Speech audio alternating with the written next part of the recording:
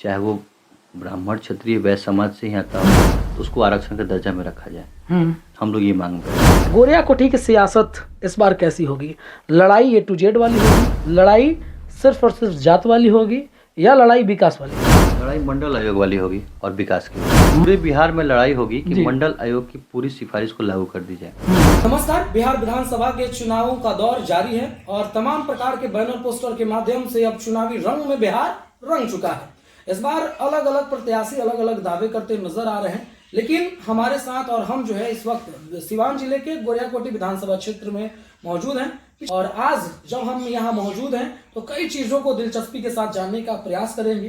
Party में आने और जाने का दौर भी हम जानने की कोशिश करेंगे। कैसे हैं आप? बहुत अच्छे हैं। सिवान की लोकसभा का चुनाव था, उसमें भी आप लोगों ने देखा कि किस तरीके से सियासत आप लोगों के साथ ही कर दी गई। हमारी तो दूर की बात है, जनता को दूर में रखिए आप। खैर, सवाल आज एक और है, अब थोड़ा सा क्षेत्रीय सवाल आपसे कर लेते हैं। गोरिया कोठी की सियासत इस बार कैसी होगी? लड़ाई A to Z वाली होगी, लड़ाई सिर्फ और सिर्फ जात वाली होगी, या लड़ाई विकास वाली होगी? लड़ाई मंडल आयोग वाली होगी और विकास की होगी। मंडल आयोग वाली और विकास की होगी। थोड़ा सा एक्सप्लेन कीजिए, जैसे लोग समझ भी नहीं पाएंगे। मंडल आयोग की लड़ाई जो है गोरिया कोठी की, ये थोड़ा सा लोग समझ भी नहीं पाएंगे। पूरे बिहार में लड़ाई होगी कि मंडल आयोग की पूरी सिफारिश को लागू कर दी जाए, जिसमें जिसकी जिसकी हिस्सेदारी है उतनी उसकी भागीदारी हर जगह हो, चाहे वो किसी समाज से आता हो, चाहे वो ब्राह्मण क्षत्रिय वैश्य समाज से ही आता हो। अगर सामाजिक स्थिति उसकी कमजोर है तो उसको आरक्षण का दर्जा में रखा जाए। हम लोग ये मांग करेंगे। अच्छा, एक और चीज़ है, आरक्षण जो है वो जातिगत किया गया। आपने ये बड़ा अच्छा आरक्षण का मुद्दा छेड़ दिया, लेकिन आरक्षण जो है जब भी इस पर आवाज़ हम लोग बनते हैं, हम लोगों का ये मानना है कि ब्राह्मण भूमिहार राजपूत, सही आपने कहा कि उसका आप देखिए कि आर्थिक तौर पर कमजोर कौन है और उसमें आरक्षण लागू कर दीजिए। तो हम लोग बोलते हैं कि मंडल कमीशन की पूरी सिफारिश को लागू की जाए, उसमें जिसकी समाज में जैसी हिस्सेदारी है वैसी उसको भागीदारी देने का बात स्पष्ट है। आप जाइएगा आज मंडल आयोग की पूरी रिपोर्ट को पढ़िएगा धीरे धीरे। जी जी जी, ठीक है। उसमें स्पष्ट कहा गया है, चाहे वो ब्राह्मण हो, क्षत्रिय हो, वैश्य हो, या गरीब, दलित, छात्र, नौजवान, कुशवाहा, मुसलमान, किसी भी समाज से आता हो, अगर समाज में उसकी स्थिति अच्छी है तो उसको आरक्षण का लाभ नहीं दिया जाए। ब्राह्मण ही हो, जाति से, जन्म से, लेकिन समाज में उसकी स्थिति अच्छी नहीं हो तो उसको आरक्षण का लाभ दिया जाए। आपको ये लगता है कि इन बातों से सहमति, जितना आसान भाषा में अपने इसे एक्सप्लेन कर दिया, इसीलिए उन्होंने कहा कि थोड़ा एक्सप्लेन करके बताइए। कई लोग बोल तो देते हैं, एक्सप्लेन नहीं कर पाते हैं, तो एक्सप्लेन बड़ा अच्छा से अपने जिस तरीके से किया। आपको लगता है कि बीजेपी इतने अच्छे से इसको एक्सप्लेन करा करके बोलेगी कि नहीं ये बड़ा अच्छा बात कहा जा रहा है राजद की तरफ से, या आज भी इसको लागू किया जा सकता है दोनों पार्टियों के सहमति से किया जा सकता है? लेकिन आखिर नहीं, इस मुद्दे पर तो देश की सारी पार्टियां एक मत हैं। हाँ। सिर्फ जो सत्तारूढ़ पार्टियां हैं उनको छोड़कर। हाँ। ये लोग बोलते हैं कि ये फूड बिल है। अच्छा। आपको पता है कांग्रेस के जमाने में ही फूड बिल बन गया था। बिल्कुल बन गया था ना। इसमें इसको विज्ञापन के तौर पर राजद क्यों नहीं इस्तेमाल करती कि हम ये करेंगे? बस आपने जैसे कहा कि मंडल, तो लोग कुछ और ही समझ लेते हैं। और कैसे समझ लेते हैं? कुछ और ही समझ लेते हैं। इसको एक्सप्लेन करना चाहिए ना। उसी मंडल आयोग से निकले हुए नीतीश कुमार जी भी तो हैं।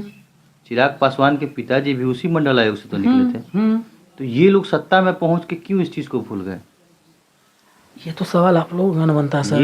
ये तो सवाल विधानसभा का बनता है, और जब विधानसभा में आपके ही नेता सवाल ये सारी चीजें जब उठाते हैं, लाठी डंडों से पीट दिया जाता है, फिर से आप उसी में आते हैं और एक दूसरे से गठबंधन कर सहमति जुटा नीतीश कुमार के साथ चले जाते हैं। तो इसीलिए तो हमारे नेता ने कहा था कि नीतीश कुमार जी परिस्थितियों के मुख्यमंत्री हैं। हाँ, क्या नहीं कहा था? अच्छी बात। तो वो भी तो भविष्य के ऐसे मुख्यमंत्री बने हुए थे जो कभी लालू प्रसाद यादव के कार्यकाल में ना रहते हुए भी बिहार का सिस्टम अगर कोई देख रहा तो उनको दे दिया गया।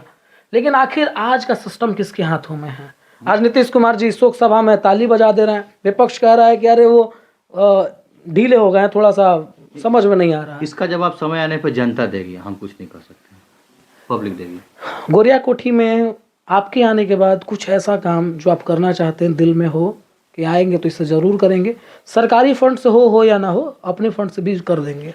नहीं, ऐसा बात नहीं है। अपने सरकारी फंड का जितना क्षमता होगा हम लोग प्रमुख फंड के माध्यम से कर देते हैं। और जहाँ नहीं होने वाला हो वहाँ अपने फंड से भी हम कर देते हैं। व्यक्तिगत निजी फंड से भी कर देते हैं।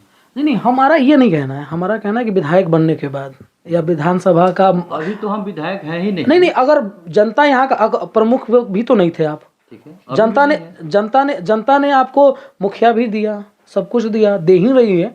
अगर विधायक बनने का मौका कभी प्राप्त हुआ, क्योंकि दिलचस्पी तो पहले जताए हैं आप विधायक बनने का, और अगर आज जनता दे रही है मौका, तो कौन सा ऐसा कुछ काम है जो अगर सरकारी फंड से तो हो ना हो तो भी अपने तरफ से करने की चेष्टा रहेगी?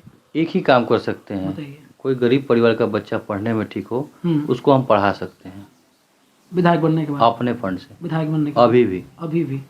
तो ये तो वो वाली बात नहीं हुई, विधायक बनने के बाद हम पूछ रहे हैं। जितना अभी तो क्षमता जितनी है उतनी, हाँ, बाद में अनलिमिटेड पढ़ा सकते हैं। अभी मतलब क्षमता के अनुसार 1000-2000 बच्चों को, 1000-2000 बच्चों को अभी क्षमता तो 1000-2000 बच्चों को कहाँ से पढ़ा सकता है?